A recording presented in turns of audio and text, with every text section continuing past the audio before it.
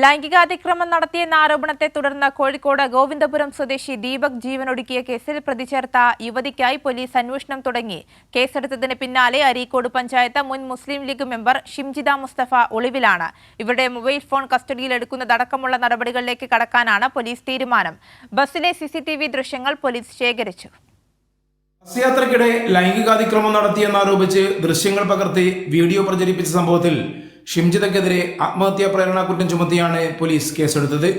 അരീക്കോട് മുൻ ലീഗ് പഞ്ചായത്ത് അംഗമായ ഷിംജിത മുസ്തഫയുടെ പ്രാഥമിക മൊഴി കഴിഞ്ഞ ദിവസം രേഖപ്പെടുത്തിയിരുന്നു.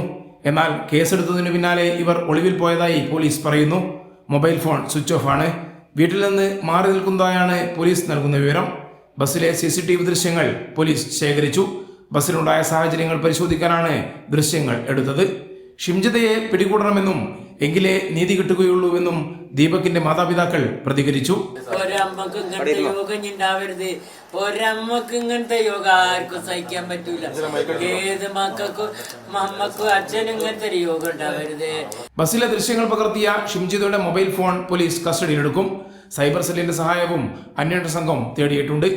ദീപകിന്റെ അച്ഛൻ, അമ്മ, സുഹൃത്തുക്കൾ എന്നിവരിൽ നിന്നും medical college police മൊഴിയെടുത്തു.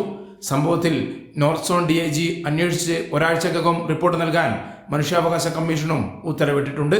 Kairali news, Kozhikode.